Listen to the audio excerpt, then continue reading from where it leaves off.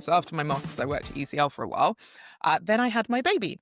And because I was side hustling and I was doing lots of little side quests along the way, so I was tutoring, I was doing all sorts of stuff.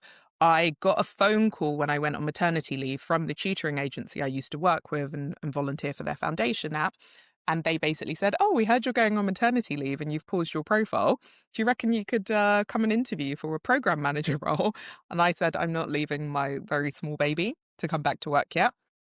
And they said, "Oh, you can do it from home." So I picked up this job, which was fantastic, working for this foundation, sending tutors into super deprived schools and just coordinating the project. And I would literally do this work in bed whilst breastfeeding my daughter. Oh, I So mean, that was ideal. fantastic, Yeah, right? yeah, And it yeah. meant, I had some more income I could funnel into the business.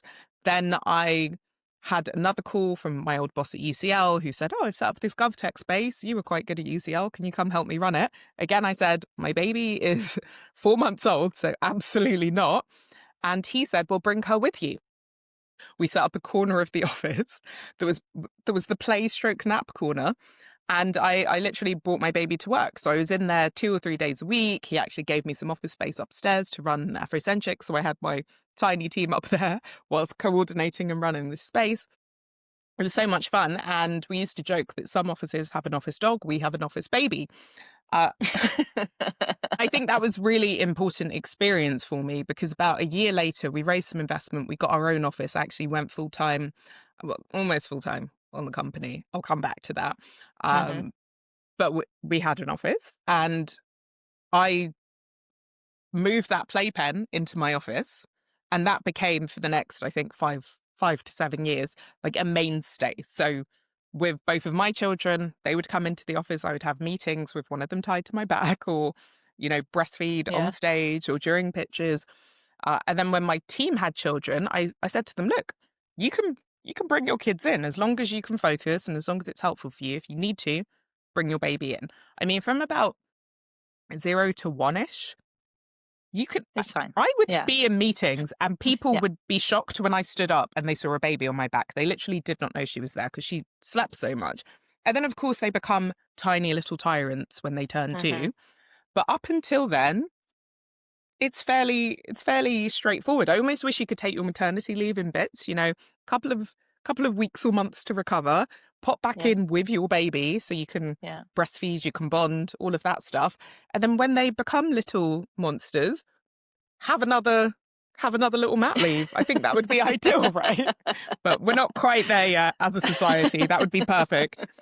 Uh, in any case, I went properly full time after I had my son. I actually raised another round of investment on my due date, but it was the hospital due date, not my due date. I knew when I was going to give birth.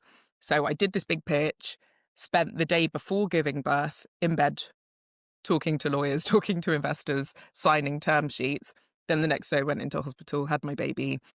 And after, I think this time I took a little while. I took 5 months, which was a long time for me.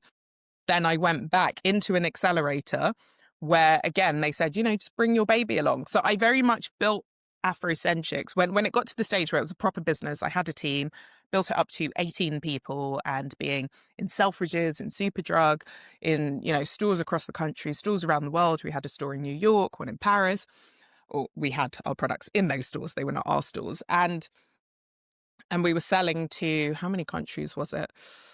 Oh, I think it was about 57 countries around the world. So it grew quite rapidly. And in that kind of Yeah. high growth period, my babies were with me. And that completely changed the way that I saw business, the way that I ran business. And I hope it changed their perception of what business can be and Yeah. their concept of things like work-life balance. Because for me, it wasn't really there. It was all about finding harmony and focusing where I needed to focus at the right time. But I definitely learned that the hard way. Many, many mistakes were made along the way. I had a similar experience. So I had I've got two girls, 4 and 3, and the first one was like right in the middle of COVID. And I was doing some work at the time for my father's business, which is like energy industry. It's quite heavy industry, quite male dominated. And I would take my babies into work all the time. And I actually found, like you, like I could get a hell of a lot of work done, especially when they were little, like babies. They're napping, and also everyone wants to see them, so people are kind of pass them round, and Yeah, and you exactly. get on with your work. The office It's just baby. I'm sure it yeah, reduces exactly. stress. People would Yes, be really upset absolutely. with me if I came in without my daughter. Like, my husband's a Yeah. teacher, so in the holidays, I'd leave her with him. And they were like, "Where is she? I Where's brought the her a baby? puzzle. What's happening? I need Oh, my cuddles." I don't know if but it was the yeah. same with you, Yeah, no, definitely it was. I mean, there were fewer people because of lockdown, but everyone that was there wanted to like breathe in my baby. And honestly. actually, I think it was kind of gorgeous because I did feel that I was dispelling this myth that if you are a mother to an under one, then you can't work. You can't, you need to concentrate all your energy there. And I really struggled with this because I didn't want to. It's also I painfully wanted to, boring. We need to be very honest about boring, that.